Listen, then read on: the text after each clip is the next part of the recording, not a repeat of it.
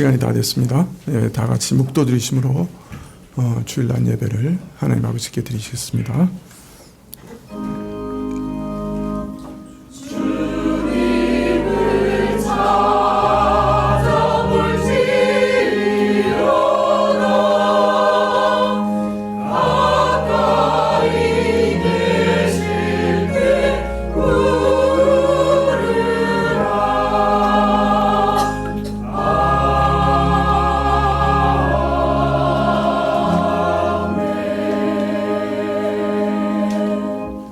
우리의 죄를 따라 처치 아니하시며 우리의 죄악을 따라 갚지 아니하셨으니 이는 하늘이 땅에서 높음같이 그를 경외하는 자에게 그 인자하심이 크심이로다.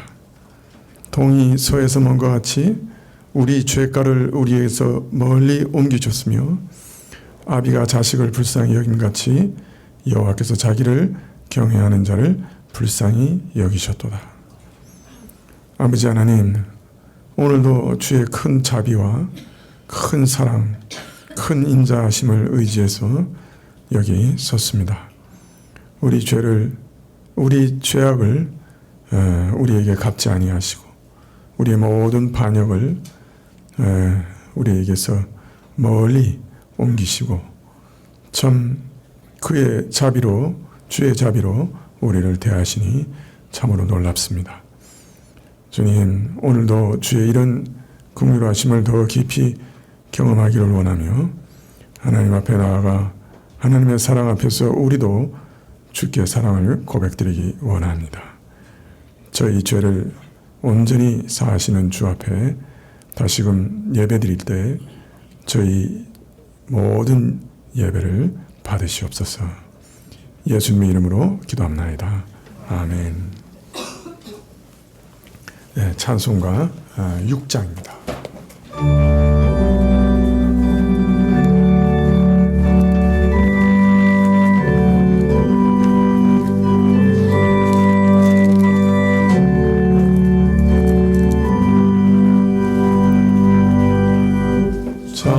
찬양 성부 성자 성령 삼위일체신께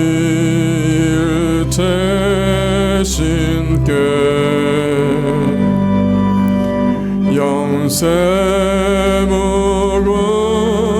하기까지 영광을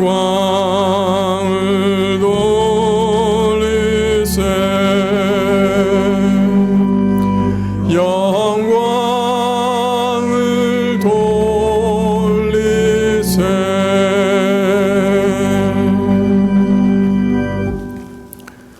교도문은 이사야서 40장 이사야서 40장 26절부터 31절까지입니다. 이사야서 40장 26절부터 31절까지 구약 1014쪽인데요. 찾으신 줄 알고 우리 교도하시죠. 너희는 눈을 높이 들어 누가 이 모든 것을 창조하였나 보라. 주께서는 수요대로 만상을 이끌어내시고 각각 그 이름을 부르시나니 그의 권세가 크고 그의 능력이 강함으로 하나도 빠짐이 없느니라.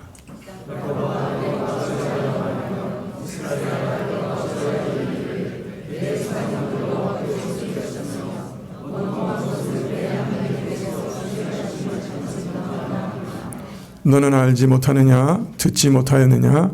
영원하신 하나님 여호와 땅끝까지 창조하신 자는 피곤치 아니하시며 곤비치 아니하시며 명철이 한이 없으시며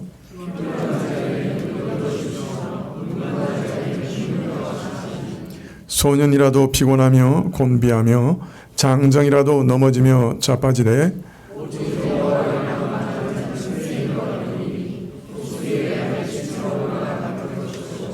다른 박질하여도 곤비치 아니하겠고 걸어가도 피곤치 아니하리로다. 아멘. 사도신경으로 우리 신앙을 고백드리겠습니다. 전능하사 천지를 만드신 하나님 아버지를 내가 믿사오며 그 외아들 우리 주 예수 그리스도를 믿사오니 이는 성령으로 잉태하사 동정녀 마리아에게 나시고 본디오 빌라도에게 고난을 받으사 십자가에 못 박혀 죽으시고 장사함지 사흘 만에 죽은 자 가운데서 다시 살아나시며 하늘에 오르사 전능하신 하나님 우편에 앉아 계시다가 저리로서 산 자와 죽은 자를 심판하러 오시리라. 성령을 믿사오며 거룩한 공예와 성도가 서로 교통하는 것과 죄를 사하여 주시는 것과 몸이 다시 사는 것과 영원히 사는 것을 믿사옵나이다. 아멘. 찬송 34장입니다.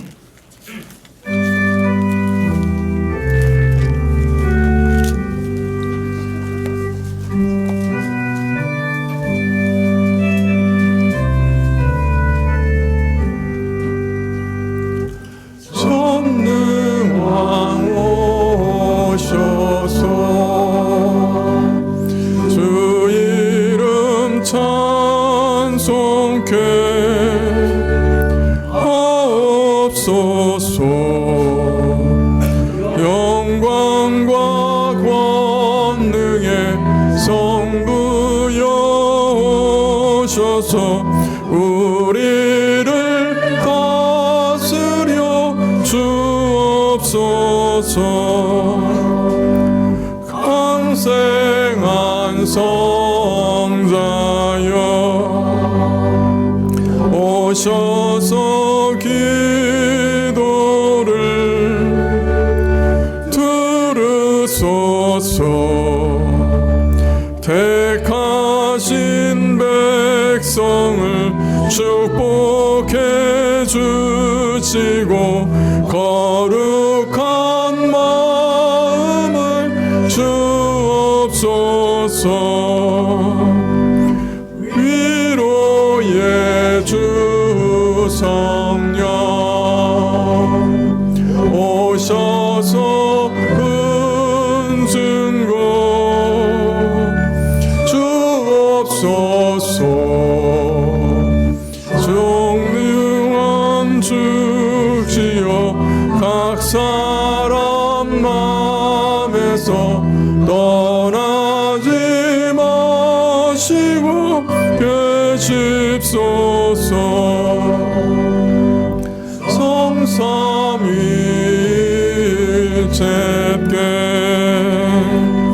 한없는 찬송을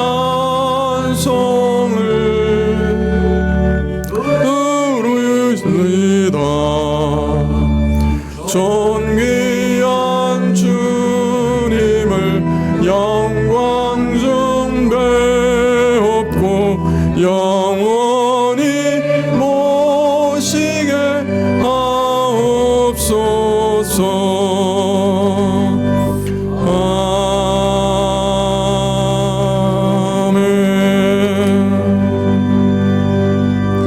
아멘. 교회 소식 봐주시기 바랍니다. 먼저 우리 이다은 자매가 영국에 교환학생으로 한 6개월 정도 갔다 올 예정입니다. 잘 다녀오고 또 하나님께서 많은 것을 또 보고 배우고 또 눈동자와 같이 지켜주시도록 계속해서 기도해 주십시오. 잠깐 일어나서 인사하고 가실래요? 예. 네. 오늘 오후 예배 후에 구역장 모임이 있겠습니다. 기억해 주시기 바라고요. 이번 주 금요 기도회 후에 정기 다회가 있겠습니다. 최영호 장로님 우리 대표해서 기도해 주시겠습니다.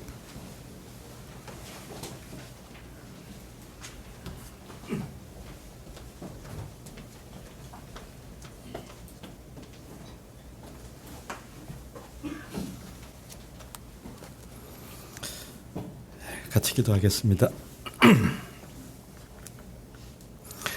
주님, 이 아침에 저희를 한 자리로 부르시고 한 시간에 부르셔서 한 몸 된 성도로 주님 앞에 나아가게 하신 것 감사합니다.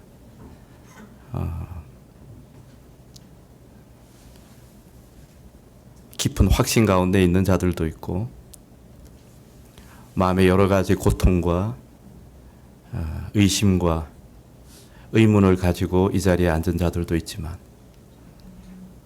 그러나 그 모든 환경 가운데에서도 마음 가운데에서도 주님 이 자리에 함께 나오게 하신 것 감사하고 또 주님 앞에 기대하는 마음으로 주님 저희가 주님 앞에 섰습니다.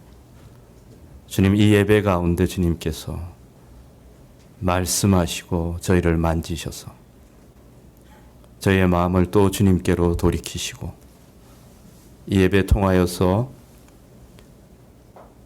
주님의 아름다우심과 주님의 선하심과 주님의 성실과 주님의 권능을 주님 저희가 마음으로 깊이 찬양하게 하여 주시기를 주님 소원합니다. 주님 이 땅이 참으로 슬픔과 고통과 미움과 거짓으로 가득 찼던 땅인데 주님 이 땅 가운데 주님의 피 흘리심과 부활의 복음을 전하여 주셔서 주님 저희의 아버지와 어머니와 할머니와 할아버지들의 마음을 주님께서 사로잡으셔서 마음 둘 곳이 없었던 그 백성들 가운데 주님께서 생명의 빛을 비추시고 삶의 소망을 갖게 하시고 주님을 예배하게 하신 것 감사합니다. 사랑하는 주님, 이 고집스럽고 자기 억신으로 가득 차 있던 이 민족 가운데 주님께서 진리이신 것을 알려주시고 마음의 문을 열고 주님을 받아들이게 하신 것 참 감사합니다. 주님께서 다함이 없는 사랑과 인내로서 저희를 찾아오시고 기다려주시고 품어주시고 생명을 주시는 것을 주님 감사합니다. 주님 이 땅 가운데 있는 예배가 패역하고 이 땅 가운데 있는 수많은 백성들의 마음이 그냥 탐욕과 거짓과 미움과 그 모든 어두움으로 달려가고 있는 것을 주님께서 잘 아시지만 주님께서 참으시고 인내하시고 주님의 사랑을 여전히 우리 가운데 나타내시는 것을 주님 두려운 마음으로 감사드립니다. 사랑하는 주님, 주님 저희가 하나의 교회로 주님 이 민족과 이 교회가 주님께 오롯이 마음을 드릴 수 있도록 은혜 허락해 주시기를 간절히 소원합니다. 주님 마음을 다해서 주님을 구하고 바라고 주님의 법을 사모하고 주님의 사랑과 주님의 은혜와 주님의 영광을 갈구하게 주님께서 축복하여 주시기를 소원합니다. 주님 깊은 어둠 가운데 주님 우리의 노래가 순결하지 아니하고 우리의 기도가 치우쳐져 있고 우리의 마음에 도모하는 모든 것이 악으로 기울어진 것을 주님께서 아시지만 주님 이 민족이 깊은 어둠 가운데 있을 때 찾아오셨던 주님께서 주님 지금도 힘있게 임하셔서 우리의 마음을 사로잡아 주시기를 소원합니다. 주님 이 땅에 순결한 말씀이 흐르게 하여 주시고 교회 가운데 참으로 새로운 노래가 넘쳐나게 하여 주시고 한 사람 한 사람 소박한 심령들이 주님의 말씀과 주님의 부활의 권능을 붙들고 승리하게 하여 주시기를 주님 간절히 소원합니다. 주님 이 땅 교회 가운데 담대한 마음을 주시기를 원합니다. 믿음을 주시기를 원합니다. 주님께서 세상을 이겼다고 하신 그 말씀을 신뢰하게 하여 주시기를 주님 소원합니다. 사랑하는 주님, 우리 교회에 성도 한 사람 한 사람이 자기의 자리에서 선한 싸움을 싸울 때 주님께서 가르치시고 보호하시고 친구가 되어주시고 격려하시고 주님의 영광과 권능과 성실하심을 드러내어 주시기를 소원합니다. 하나님께서 함께 하시는 것을 경험하고 깨닫고 배우게 하여 주시기를 주님 소원합니다. 주님, 특별히 모든 성도들 가운데 주님의 자비로운 보호하심을 주실 것을 주님 간청합니다. 주님께서 지키시고 주님의 진리로 지키시고 주님 모든 순간 주님께서 함께 하셔서 모든 위험으로부터 보호하여 주시기를 소원합니다. 사랑하는 주님, 여전히 연약한 자리 가운데 있는 자들 주님께서 긍휼히 여기셔서 주님 일어서게 하여 주시고 마음이 일어서게 하여 주시고 또 몸이 일어서게 하여 주시기를 주님 소원합니다. 주님, 교회 가운데 드려지는 간절한 기도를 주님께서 들으시고 속히 치유하여 주시기를 소원합니다.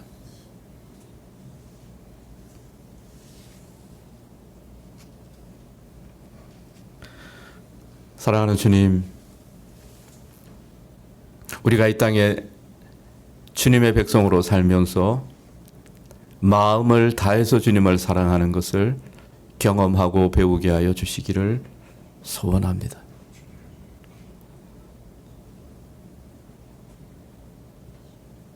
주님, 참으로 믿는 자로 사는 것을 가르쳐 주시기를 소원합니다. 주님 말씀이 우리 가운데 흘러 넘치게 하여 주시고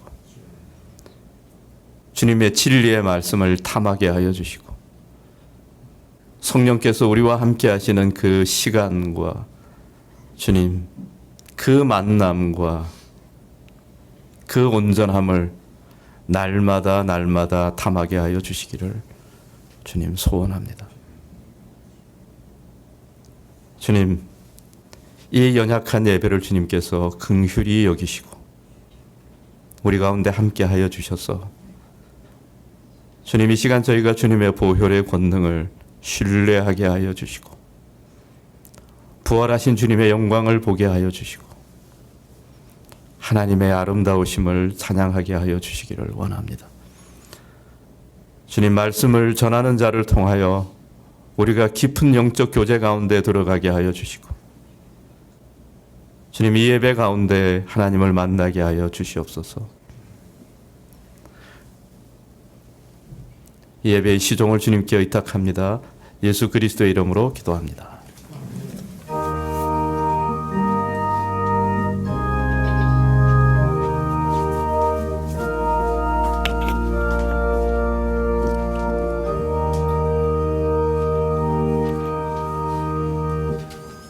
예, 말씀은 골로새서 3장 17절부터 4장 1절까지 말씀입니다. 예, 골로새서 3장 17절부터 4장 1절까지입니다.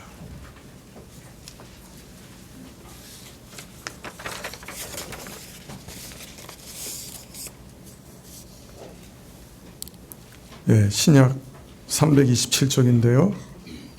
예, 골로새서 3장 17절부터 제가 봉독해 드리겠습니다. 또 무엇을 하든지 말에나 일에나 다 주 예수의 이름으로 하고 그를 힘입어 하나님 아버지께 감사하라. 아내들아 남편에게 복종하라. 이는 주 안에서 마땅하니라. 남편들아 아내를 사랑하며 괴롭게 하지 말라. 자녀들아 모든 일에 부모에게 순종하라. 이는 주 안에서 기쁘게 하는 것이니라. 아비들아 너희 자녀를 경록히 말지니라. 낙심할까 함이라. 종들아 모든 일에 육신의 상전들에게 순종하되 사람을 기쁘게 하는 자와 같이 눈가림만 하지 말고 오직 주를 두려워하여 성실한 마음으로 하라. 무슨 일을 하든지 마음을 다하여 주께 하듯 하고 사람에게 하듯 하지 말라. 이는 유업의 상을 주께 받을 줄 알미니 너희는 주 그리스도를 섬기느니라. 불의를 행하는 자는 불의의 보응을 받으리니 주는 외모로 사람을 취하심이 없느니라. 상전들아 의와 공평을 종들에게 베풀지니 너희에게도 하늘의 상전이 계심을 알지어다.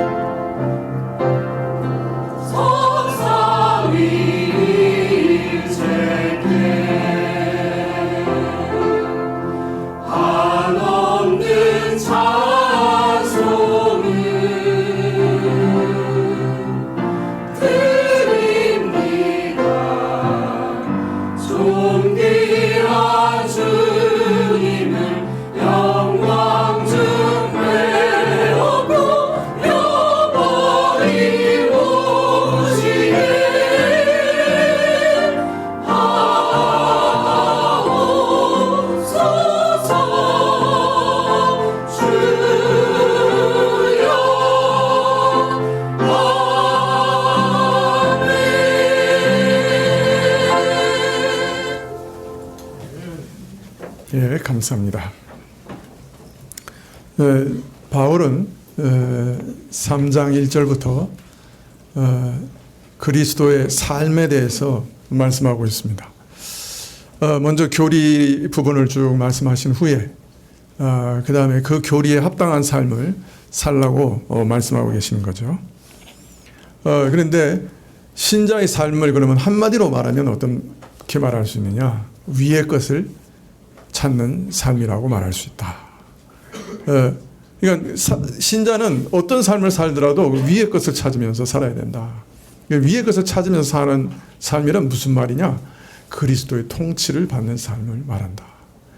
위의 것, 즉 그리스도께서 통치의 보좌를 가지고 계시고 거기 좌정하고 계신 그곳을 찾는 것이니까 바로 그리스도의 통치를 항상 구하면서 그에게 순종하면서 사는 것이다.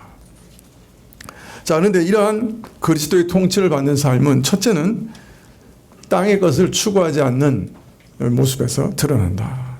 땅의 지체를 죽이는 일에서 세상의 모든 악한 정욕을 죽이는 모양에서 우리 삶 안에 드러나게 된다. 그러니까 우리 마음속에 있는 욕심부터 처리되는 것, 우리 안에 있는 참 지독한 욕심, 지옥 같은 욕심을 처리해 나가는 그런 기적을 통해서 사실은 드러난다.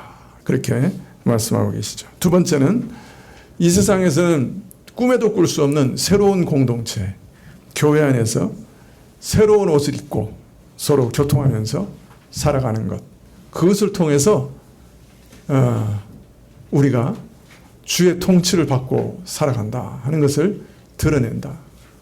주의 통치를 받는 사람은 새로운 공동체에서 새 옷을 입고 새로운 모습으로 교제하게 된다.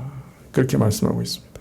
마지막으로 오늘 이제 세 번째 아주 중요한 주제를 말씀하시는데, 그리스도의 통치를 받는 사람은 이 땅의 모든 관계에서도 완전히 새로워진다. 그 관계들이 다 새로워진다. 그렇게 말씀하고 있습니다. 신자가 믿지 않다가 새로운 신자가 됐을 때 사실은 겉모습이 달라지는 것도 아니고 뭐 그 직업이 갑자기 달라지지도 않고 그가 사는 환경도 갑자기 달라지는 것도 아니고, 그렇지만 사실은 모든 것이 달라진다. 마음의 생각이 달라지고 그가 속해 있는 나라가 공동체가 달라지고, 그리고 그와 관계된 모든 삶, 모든 관계가 다 새로워진다. 그렇게 말씀하고 있습니다. 성령의 역사를 따라 그 안에 있는 새로운 생명을 따라서 그리스도의 통치를 받는 삶은 이처럼 완전히 다른 삶이다. 이렇게 말씀하고 계시는 거예요. 그리고 사실 이런 것들이 드러나야 내 안에 성령이 역사하고 계시다. 내가 중생한 그런 믿음을 가진, 구원받는 믿음을 가진 사람이다 하는 것을 드러내는 그 중요한 증거가 되는 것이죠. 먼저 신자는 이 땅의 모든 관계가 새로워져야 된다 하는 그 말씀을 하시되, 이 땅의 모든 관계에 적용되는 대원칙을, 포괄적인 원칙을 17절에 말씀해 주십니다. 자, 이 땅의 모든 관계를 내가 이렇게 새롭게 맺어갈 때 그 가운데 있는 가장 중요한 원칙이 뭐냐? 17절의 말씀에 또 무엇을 하든지 말이나 일이나 다 주 예수의 이름으로 하고 그를 힘입어 하나님 아버지께 감사하라. 먼저 17절에서 무엇을 하든지 하나님께 감사하라 이렇게 말씀합니다. 자, 구원받은 후에 세 사람의 삶을 한마디로 정의하면 세 사람이 관계된 모든 삶, 모든 관계를 행할 때 그것의 가장 중심되는 정신이 뭐냐? 그것은 바로 하나님을 향한 감사라는 것입니다. 신자가 된 후에 세 사람은 하나님께 감사하기 위해서 삽니다. 내게 주신 그 구원의 은혜를 감사하기 위해서 사는 거예요. 내가 이 일도 하고 저 일도 하고 밥도 먹고 뭐 교회도 가고 뭐 일도 하고 사람들과 어떤 관계를 맺는데, 근데 그 왜 그렇게 하느냐? 사실은 하나님께 감사하기 위해서 하는 거라. 지난번에 말씀드렸죠. 하이델베르 요리문답에서 세 가지를 크게 다루는데, 첫 번째는 우리 죄에 대해서, 두 번째는 우리의 구원에 대해서, 세 번째는 그 구원에 대해서 어떻게 반응해야 되느냐, 어떻게 감사하느냐, 그 감사에 대해서. 거기 하이델베르그 요리문답이 말하는 세 가지 가장 중요한 요리예요. 근데 놀라운 거는 그 감사 부분에 십계명에 대해서 얘기하고 있다. 그러니까 이제 모든 율법을 순종하고 하나님과 사람들과의 올바른 관계를 맺는 것도 사실은 하나님께 감사하기 위해서 그렇게 하는 거죠.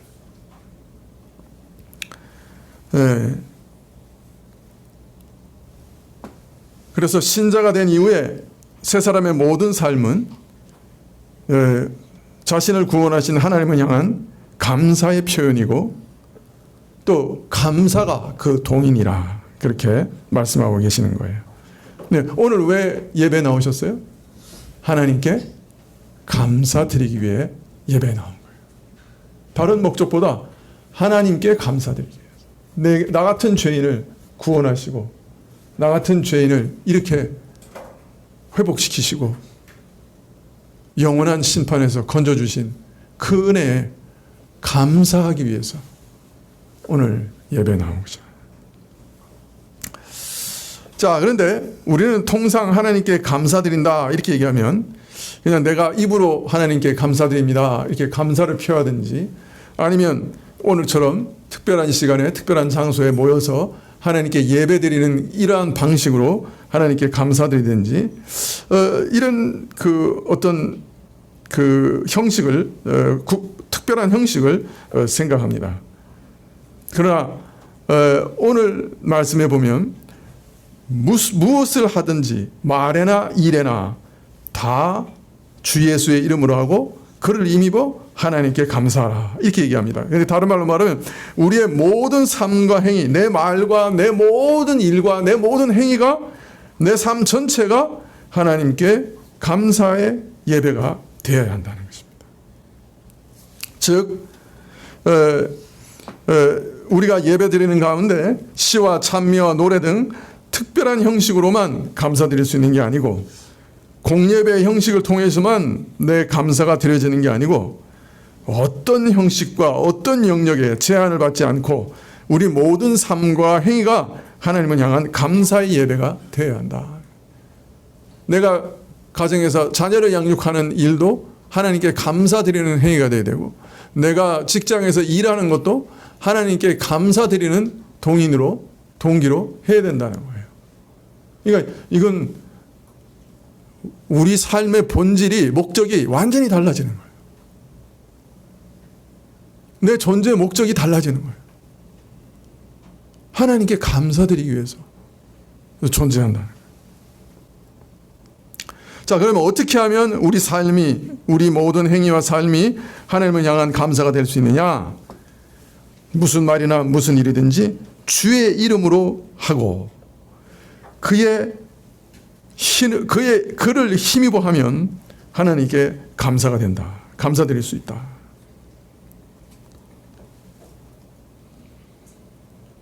자, 무엇이든지 주의 이름으로 한다는 말의 의미는 뭘까요?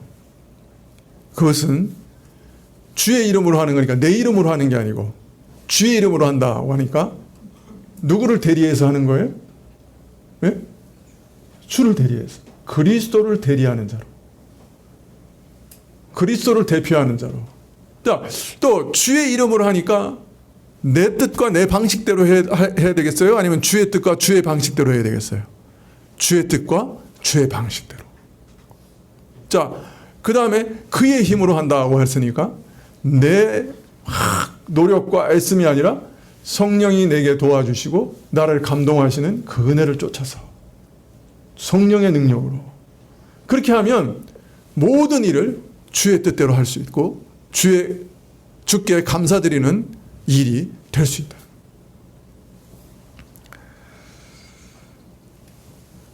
무엇을 하든지 내 이름으로 내 영광을 위해서 하지 말고 오직 예수 그리스도의 종된 자로서 그의 대리인으로서 그의 뜻을 따라 순종하며 살며 그의 이름과 그의 영광을 위해 살되 그리스도의 은혜를 힘입어 살아가면 그것이 바로 감사의 삶이요 또 이것이 바로 우리가 모든 삶을 하나님께 드리는 감사로 바꿀 수 있는 비결이라 이렇게 가르쳐주고 있습니다. 무슨 일을 하든지 나는 그리스도의 대사로 한다. 나는 하늘나라의 대사관에 근무하는 대사다. 이런 자세로 일을 하라는 거예요. 내가 일할 때 사회에서 일할 때도 이거 밥 벌어먹고 살아야 되는데 그래서 내가 일해야지. 이런 태도가 아니고 나는 그리스도의 대사로서 여기 있다. 내가 그리스도의 사람으로서 사회에 봉사하고 이웃에게 봉사하고 그리스도처럼 내가 다른 사람을 섬기겠다. 이런 마음으로 하는 거예요. 자, 그렇기 때문에 그리스도의 이름으로 말하고 행한다고 하는 것은 한편으로는 굉장한 특권입니다. 누가 이런 특권을 가질 수 있겠어요? 참 사람으로서는 기대할 수 없는 은혜와 특권이죠. 나같이 비천한 자가 거룩하신 주의 이름으로 행할 수 있는 권세와 능력을 얻었으니 그의 대리인으로 그가 이 땅에서 어떤 일을 하시는 그 일을 순종하는 사람으로서 그의 이름의 영광을 위해서 말하거나 행할 수 있게 된 것이니 이건 참 상상할 수 없는 은혜요 특권이다. 그렇게 말할 수 있습니다. 그러나 또 다른 한편으로는 참으로 무거운 책임이다 라고 말할 수 있습니다. 참 주의 대리인으로 내 이름이 아니라 주의 이름으로 합당하게 행하고 말해야 되니 얼마나 무겁습니까? 내 행동 하나하나에 그리스도가 드러나야 되니 얼마나 책임이 무겁습니까? 내 말 한마디 한마디에 그리스도가 드러나야 되니 얼마나 책임이 무겁습니까? 내 말 하나하나에 사람들이 살아나고 내 말 하나하나에 성도들이 힘을 얻고 내 말 하나하나에 교회가 성장하고 이렇게 돼야 되는데 내 말 하나하나에 사람들이 실망하고 상처받고 내 말 하나하나에 교회가 파괴되고 내 말 하나하나에 그죠? 하나님의 영광이 가려지면 그보다 더 무서운 일은 어디 있습니까? 그러니까 큰 책임이죠. 그래서 순간순간 자신을 돌아볼 수밖에 없죠. 내가 주의 뜻을 배반하고 지금 배신하고 있는 거 아니냐. 주의 대리자로서 이 권세를 주를 위해 주의 나라를 위해 쓰는 게 아니라 나를 위해 내가 권세를 휘두르고 내 영광을 위해서 잘못 사용하고 있는 거 아닌가. 내가 주를 배반하고 있는 거 아닌가. 이거 얼마나 두려워 떨어야 될까요? 아마 마지막 날 목사들의 그 심판이 아마 제일 클 거예요. 참 무서울 거예요. 제가 생각하기에는. 하나님께서 대리자로 세웠는데 자기 권세 세우고 자기 이익 보려고 좀 하나님을 반역한 일이 아마 목사가 제일 많지 않을까. 근데 이건 목사뿐만 아니에요. 사실 우리가 다 그리스도의 대리자로 세움을 받은 자들이에요.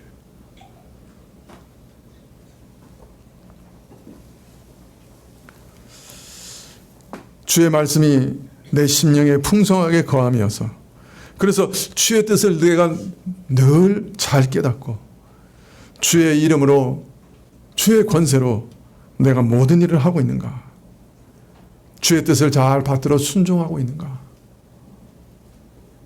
늘 살피지 않을 수가 없는 것입니다. 어떻게든 주께서 기뻐하시는 뜻을 깨달으려고 이 일에 있어서 정말 예수님이 기뻐하시는 일은 뭘까? 내가 이 일을 하면서 어떻게 하는 게 정말 예수님이 기뻐하시는 일일까? 예수님이라면 어떻게 행하실까? 왜? 내가 예수님의 대리자니까. 그런 자세로 살아가게 되는 거죠. 이 일에 있어서 주의 뜻은 뭔가? 예수님이라면 정말 어떻게 하실까? 이걸 늘 생각하면서 사는 거예요. 모든 순간에.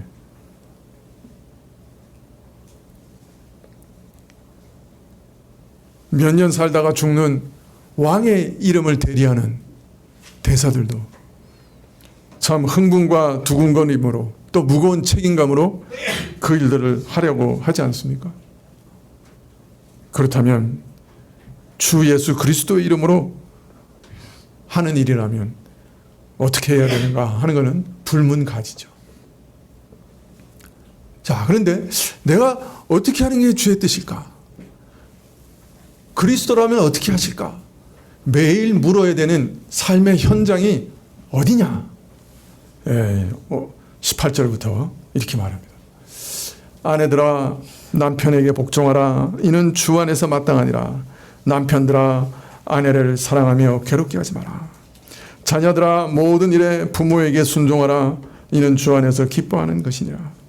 아비들아 너희 자녀를 경록해 말지니 낙심할까 함이라. 종들아 모든 일에 육신의 상전들에게 순종하되 사람을 기쁘게 하는 자와 같이 눈가림만 하지 말고 오직 주를 두려워하며 성실한 마음으로 하라. 4장 1절에 상전들아 의와 공평을 종들에게 베풀지니 너희에게도 하늘에 상전이 계심을 알지어다. 항상 그리스도의 대리자로서 하나님께 감사하는 삶의 현장은 제일 먼저 어디가 돼야 돼? 가정이 돼. 두 번째, 직장이 돼. 세 번째, 이 사회생활이 돼야 돼.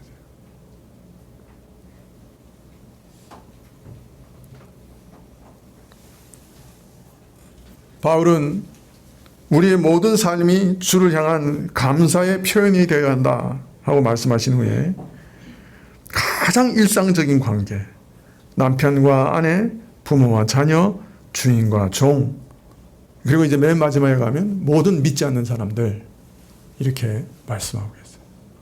이런 관계로 관계 가운데 이 일이 이루어져야 된다는 말씀이죠. 다른 말로 말하면 이런 일상적이고 가장 평범하고 가장 늘 내가 경험하는 인간관계 가운데서도 나는 항상 이 일에 있어서 하나님의 뜻은 무엇인가? 그걸 먼저 묻고, 내 뜻이 아니라 이 일에 있어서 하나님의 뜻은 무엇인가? 그걸 먼저 묻고, 예수 그리스도라면 어떻게 하실까? 그부터 물어봐야 된다.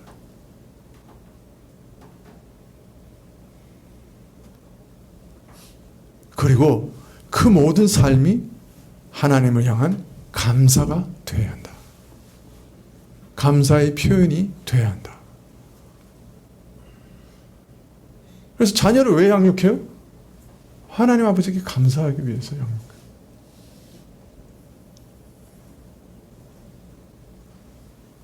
부부관계, 그 가운데 있어서 제일 중요한 것은 그 부부의 삶이 하나님께 감사의 삶이 되게 되는 거예요. 직장 왜 다녀요? 하나님께 감사의 삶으로 감사드리기 위해서 직장도 생활하는 거예요. 이런 의미에서 하이델베르 요리문답은 정말 성경의 그 원리를 잘 드러내고 있는 그런 요리문답이라 그렇게 생각이 들어요. 어떤 면에서는 하이델베르 요리문답이 되게 은혜가 되거든요. 읽어보면. 근데 아주 단순하게, 아주 명료하게 우리 구원받은 자의 삶에 대해서 탁 드러내시는데, 구원받은 자의 모든 삶은 이제부터는 하나님을 향한 감사가 그 동인이 되어야 된다. 그 표현이 되어야 된다. 이건 너무나 참 확실한 인사이트다. 그렇게 말할 수가 있을 겁니다. 자, 그런데 오늘 말씀을 가만히 살펴보면, 자, 인간관계 가운데 가장 기본이 되는 것은 남편과 아내죠. 또 이 부부관계가 형제, 친척들로 확대되면서 인류 사회라고 하는 큰 사회로 확장되죠. 따라서 바울이 골로새서에서 쭉 부부관계, 부모 자식 관계, 상전과 종관계 이런 다양한 관계를 이렇게 쭉 보여주고 있는데, 근데 한 가지 재밌는 점은 이 가정 내 질서 중에 대등한 관계라고 할 수 있는 형제 관계에 대한 말이 없어요. 또 일반 사회에서도 대등한 관계라고 할 수 있는 동료 사이의 말에 대한 관계에 대한 말이 생략되어 있어요.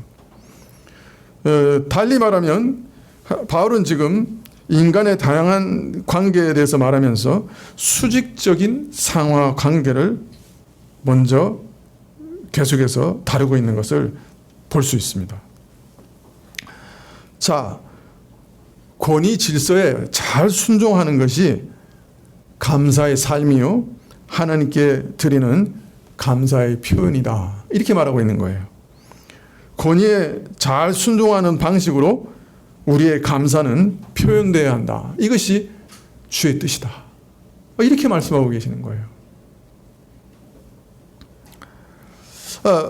인간관계가 평등과 상하 질서 두 가지 관계로 구성되어 있다고 하는 것은 우리가 다 알고 있는 것이죠.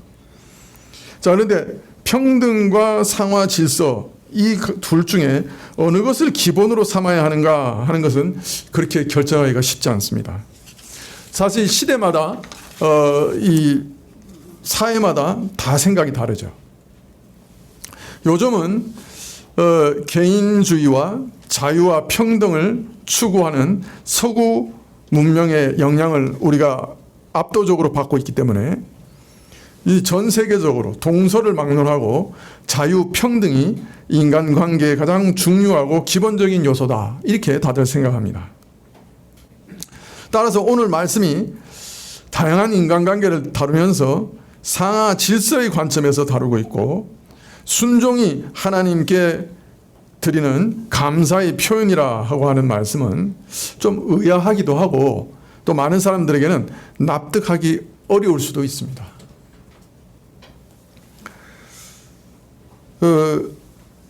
더욱이 성경 자체도 인간 창조부터 알리시되 하나님께서 사람을 지으시되 자기의 형상으로 지으시고 남녀 모두 함께 하나님의 형상으로 지으셨다. 그렇게 말하고 있어서 남녀가 다 같이 하나님의 형상으로 지음받은 동등한 인간이라 하는 것을 처음부터 밝히고 있기 때문에 이 사도가 인간관계에 대해서 말하면서 상하 질서의 관점으로 다루고 있다고 하는 것이 마치 본말이 좀 전도된 거 아니냐. 성경은 창세부터 사실은 사람의 평등에 대해서부터 먼저 말하는데 왜 바울은 꼭 이렇게 상하 질서부터 말하느냐. 좀 의아스럽기도 합니다. 더욱이 사실은 바울이 평등부터 얘기했어요. 바울도.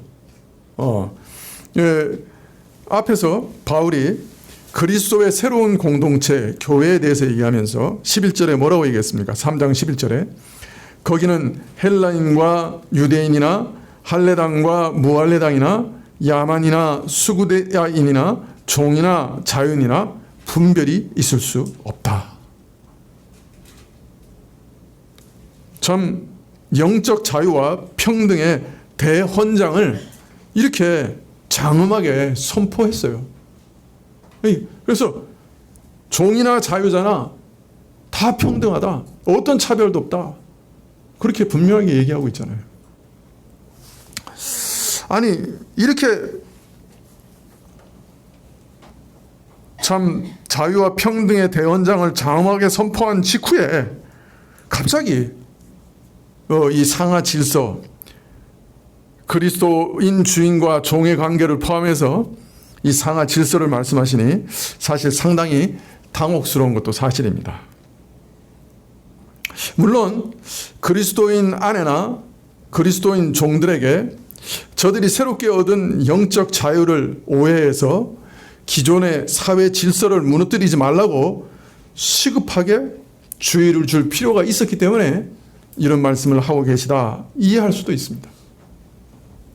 그러나 기본은 어디까지나 평등이요 상하 질서는 부수적인 것이자 이렇게 이야기를 시작하는 것이 훨씬 더 납득하기 쉬웠을 겁니다. 왜 이런 말씀 자꾸 드리냐 하면 사실 상하 질서에 대해서 얘기할 때 우리 마음에는 늘 이 뭔가 손해보는 느낌. 그냥 어떤 권위자들은 뭔가 자꾸 수탈하고 억압하고 그죠? 압제하고 이런 느낌이 드는 거예요. 그리고 그런 권위자들에게 자꾸 순종하라고 그러면 우리 마음속에서 뭔가 자꾸 뭔가 손해보는 느낌 이런 것들이 자꾸 드는 거죠. 그래서 바울이 하나님께 감사하는 우리 삶에 대해서 얘기하면서 이 상하 질서를 계속해서 얘기하는 것에 대해서 조금 마음이 이렇게 흔쾌히 다가가지 않을 수가 있는 것입니다. 그러나 십계명을 보면 우리 사람과 사람과의 관계에 있어서 제일 먼저 주신 계명은 부모 공경의 계명입니다. 그러니까 상하 질서에 관한 것이죠. 하나님께서 모든 인간을 동등하게 지으셨지만은 인간과 인간관계 가운데서 제일 먼저 지켜야 할 것은 바로 부모를 공경해야 되는 것, 상하 질서를 잘 지키는 것이다 라고 십계명도 그렇게 시작하고 있는 것을 알 수 있습니다. 성경은 왜 평등도 강조하시지만은 이렇게 상하 질서를 이처럼 중요시 여기는가? 그 자체를 이렇게 설명하기가 그렇게 쉽지는 않습니다만은, 그러나 이 상하 질서가 깨어졌을 때 어떤 일이 벌어지느냐 하는 실례를 보면 우리가 대강 이 상하 질서의 중요성을 짐작할 수 있습니다. 원래 모든 짐승들은 누구에게 순종하도록 되어 있었죠? 아담에게 순종하도록 되어 있었습니다. 아담이 하나님의 대리 통치자로서 모든 피조물을 다스리게 되어 있었습니다. 동등하게 창조됐지만 아담과 하와 중에 누가 순종하게 되어 있었죠? 하와가 아담에게 순종하게 되어 있었습니다. 이게 기본 질서였어요. 그런데 마귀가 그 질서를 완전히 뒤집어 놓습니다. 그래서 뱀이 사람을 꼬입니다. 그리고 아내가 남편에게 선악과를 먹도록 권유합니다. 상하 질서가 완전히 뒤집어졌죠. 그 일의 결과가 어떻게 되느냐? 죄가 세상에 들어오고 우리 인류는 이처럼 처참한 삶을 살아가게 됐던 것이죠. 상하 질서가 무너졌을 때 인류 전체는 너무나 심각한 폐해를 끼쳤고, 인류 전체에. 그래서 우리가 우리 삶의 모든 어려움과 슬픔과 고통은 사실은 이 상하 질서가 깨어졌을 때 들어왔다 하는 것을 우리는 이해할 수가 있습니다. 자, 그러나 성경은 자유와 평등을 부정한 적이 없습니다.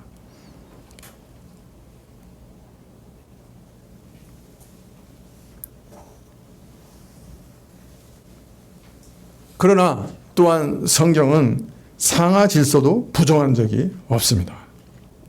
그리고 성경은 항상 평등과 상하 질서는 조화로운 것이고 함께 가는 것이고, 또한 자유와 평등도 상하 질서 없이는 존재할 수 없는 것이라고 가르칩니다.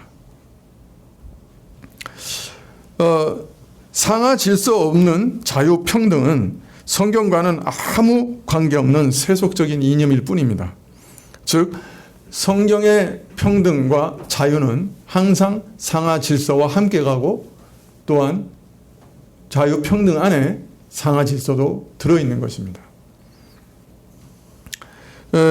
일반 사회에서는 평등에 대해서 매우 강조하는데 그 밑바닥에는 항상 자기 이익을 지키고자 하는 이기심이 불행히도 깔려 있습니다.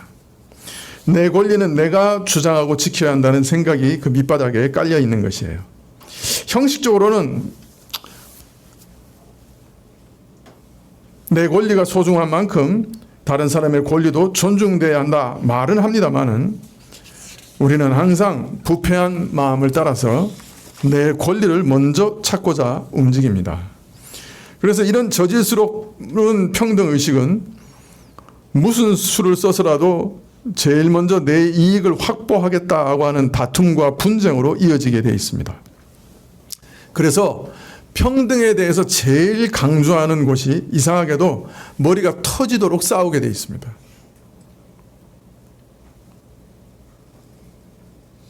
왜냐하면 자기 권력과 이익을 가장 우선시하고 그것을 지키려고 하니까 싸움이 날 수밖에 없는 것이죠.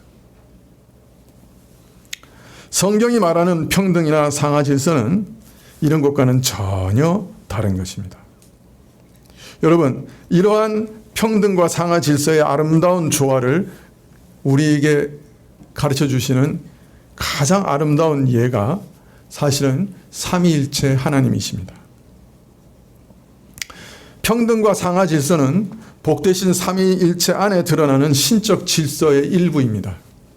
그러니까 삼위일체 하나님 안에 이미 평등과 질서의 조화가 가장 아름답게 드러나고 있습니다. 그리스도는 성부 하나님과 동등하신 분이라고 성경은 선포합니다. 요한복음 5장 16절을 한번 보시겠습니까?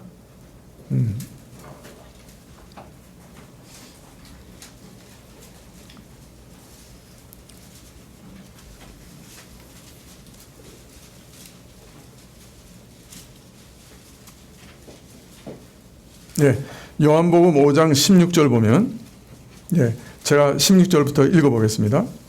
그러므로 안식일에 이런 일을 행한다 하여 유대인들이 예수를 핍박하게 된지라 예수께서 저희에게 이르시되 내 아버지께서 이제 일하시니 나도 일한다 하시매 유대인들이 이를 인하여 더욱 예수를 죽이고자 하니 이는 안식일을 범할 뿐 아니라 하나님을 자기 친아버지라 하여 자기를 하나님과 동등으로 삼으심이려라. 안식일에 대한 예수님을 들은 유대인들이 아주 격분해서 예수님을 죽이라고 그랬어요. 왜냐하면 자기가 안식일을 범하는 것뿐만 아니라 자기가 하나님과 동등된 자라고 얘기한다고 이해했던 거예요. 자, 그런데 예수님의 말씀에서 예수님이 하나님과 동등된 자라고 말하는 것이 예수님의 의도다 하는 것은 분명했습니다. 그러니까 유대인들이 올바로 파악한 거예요. 그래서 요한복음 5장 23절 바로 조금 있다가 예수님께서 이렇게 얘기하십니다. 이는 모든 사람으로 아버지를 공경하는 것 같이 아들을 공경하게 하려 하심이니라. 이 아들을 공경하지 아니하는 자는 그를 보내신 아버지를 공경하지 아니하느냐. 자, 모든 사람으로 하여금 아버지를 공경하는 것처럼 아들을 공경하기 위해서 아버지께서는 아들에게 이런 권세를, 안식일의 주인의 권세를 주셨다, 이렇게 말하고 있는 거예요. 즉 아들로 하여금 모든 사람으로부터 아버지와 동등한 공경을 받게 하려 하셨다. 지금 비록 성육신 하셔서 사람의 모양으로 오셨지만 예수님은 하나님이셨어요. 그래서 하나님과 동등된 분이셨어요. 그래서 아버지가 받으실 섬김과 예배와 영광을 동일하게 받으시는 하나님이셨어요. 그 권세와 영광과 능력에 있어서 아버지와 동등하시고 모든 신적 성품과 권세에 있어서 본질적으로 동등하셨어요. 비록 사람이 되어 죄인들을 섬기기 위하여 낮아지셨으나 그러나 성부와 동등된 영원한 하나님이심을 저들에게 분명히 밝히셨던 거예요. 자, 그런데 이런 성부와 동등하신 그리스도는 동시에 그 사역에 있어서 영원토록 아버지 하나님께 복종하는 분이시기도 하였습니다. 요한복음 4장 34절에 보면 예수께서 이르시되 나의 양식은 나를 보내신 이의 뜻을 행하며 그의 일을 온전히 이루는 이것이라. 예수님은 이 땅에서 항상 아버지의 뜻을 먼저 발견하시고 그 뜻에 복종하시며 아버지의 뜻을 이루셨다 말합니다. 그런데 이것이 고린도전서 15장 28절에 보면 만물을 저에게 복종하게 하신 때에는 아들 자신도 그때 만물을 자기에게 복종하게 하신 이에게 복종케 하리니 이는 하나님이 만유의 주로서 만유 안에 계시려 하심이라. 자, 만유가 그리스도의 발 아래, 이 세상이 모두 그리스도의 발 아래 굴복하게 될 때 아들 자신은 만유를 그 발 아래 굴복하게 하신 성부 하나님께 복속되시고 하나님께 순종하신다. 오직 하나님께서 만유 안에 모든 것이 되게 하시기 위해 그리하신다. 그렇게 말합니다. 즉 아들은 이 땅에서나 또 앞으로 영원히 아버지께 복종하신다는 거예요. 여러분, 아들은 하나님과 능력과 영광과 존귀에 있어서 동등하십니다. 그런데 아들은 그 모든 사역에 있어서는 아버지께 완전하게 순종하십니다. 성부와 성자가 동등하신데 동시에 성부에게 복종하시는, 동등성과 상하 질서가 온전하게 조화되는 것이 바로 삼위일체 하나님입니다. 자, 그러니 평등과 상하 관계가 어떤 손해와 억압과 그죠? 착취와 이런 것으로 변질되는 것은 이 세속적인 거예요. 이 평등과 상하 관계는, 성경이 말하는 평등과 상하 관계는 이런 세속적인 것과는 완전히 다른 겁니다. 사실은 삼위 하나님 안에 있는 이 내적 질서를 우리가 배우는 거예요. 다스림과 순종이 평등 관계를 무너뜨리는 것이 아니라 더 풍성하고 차원 높은 것으로 만드는 것이 이 성경이 말하는 평등과 상하 질서인 것입니다.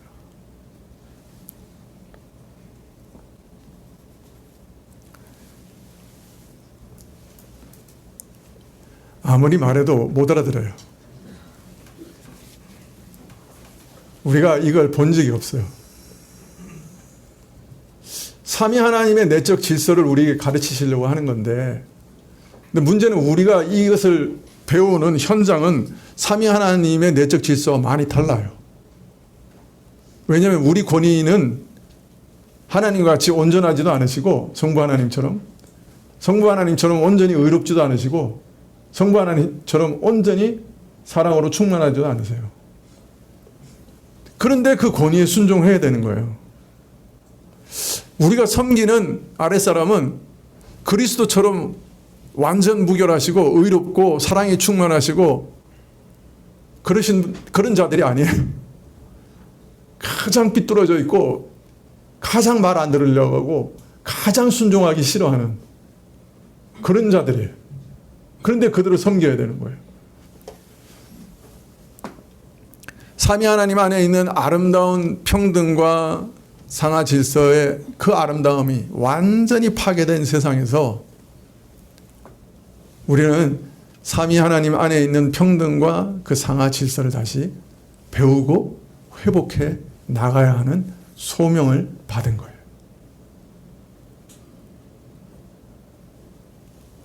근데 평등은 말할 필요가 없어요. 사실 모든 사람들이 추구하고 다 아는 얘기예요.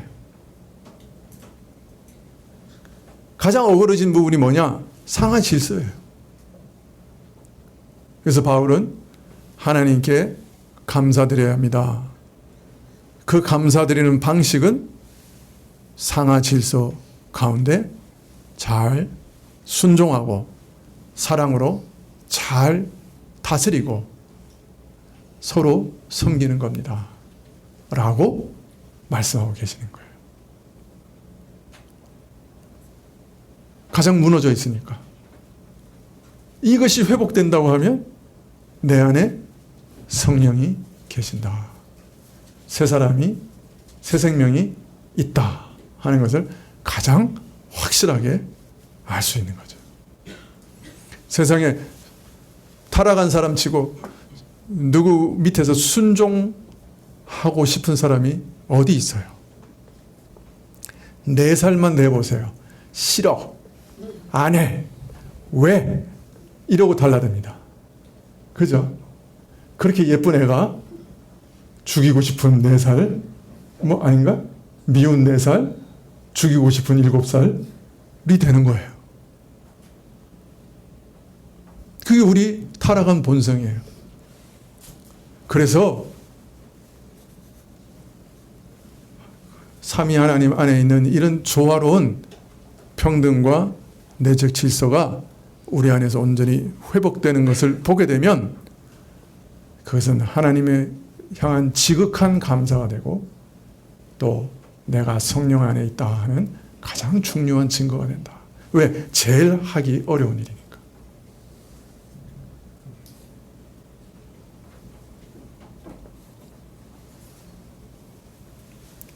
그래도 부모에게 순종하라 그러면 다들 그거는 맞아 그렇게 또 다 찬성하세요. 근데 남편에게 순종해 그러면 왜요? 그래요. 그 설교하면 제 아내부터 인상이 이렇게 여기서 이렇게 주름이 착 갑니다. 30몇 년을 들었는데 아직까지 별로 순종하고 있는 것 같지가 않아요.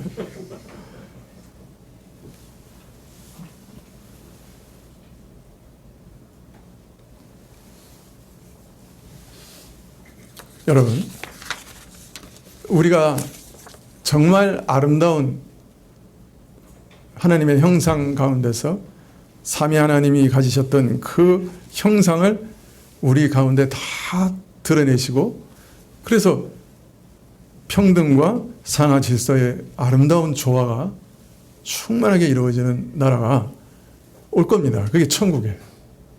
천국에도 상하 질서 있습니다. 그렇지만 그곳에 가기 전에 이 땅에서부터 우리가 그러한 새 생명을 누리기를 성령께서 원하세요. 그러한 질서를 또한 이 교회 안에서조차도 회복하기를 원하시는 겁니다. 우리 안에 성령께서 크게 도우시기를 기도합니다. 네, 기도하시겠습니다.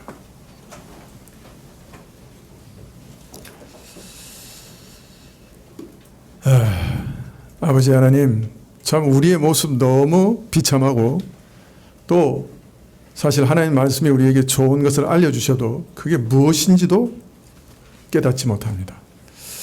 이러한 저희의 비참함 위에 성령께서 오셔서 저희를 가장 아름다운 새 사람으로 빚어가 주시기를 간절히 기도드립니다.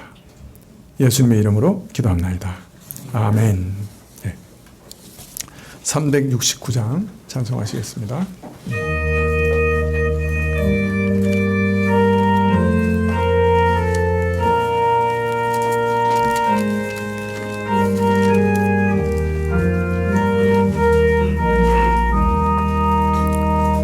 내 맘과 정성을 다하여서 주 너의 하나님을 사랑하라. 내 몸을 아끼고 사랑하듯 형제와 이웃을 사랑하라. 주께서 우리에게 명하시니 그 명령 따라서 살아가리. 널 미워해치는 원수라도 언제나 너그럽게 사랑하라.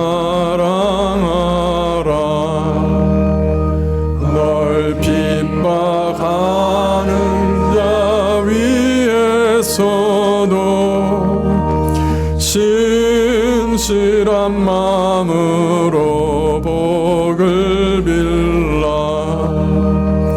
주께서 우리에게 명하시니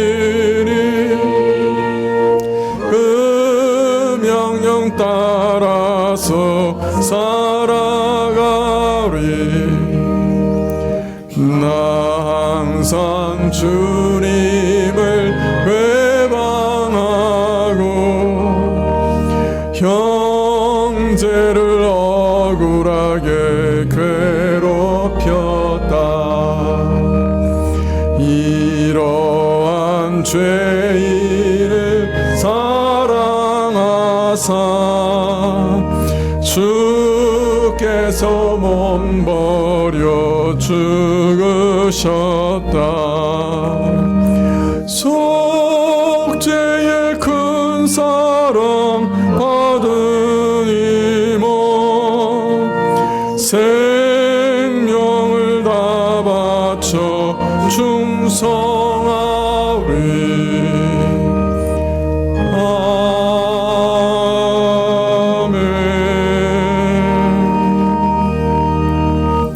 지금은 우리 주 예수 그리스도의 은혜와 하나님 아버지의 그 크신 사랑과 이 은혜와 사랑을 깨닫게 하시고 누리게 하시는 성령님의 교통하시고 역사하심이 하나님 앞에 우리 모든 삶이 진정한 감사의 표현이 되기를 원하여 머리 숙인 주의 백성들 위해 지금부터 영원까지 함께 계실지어다.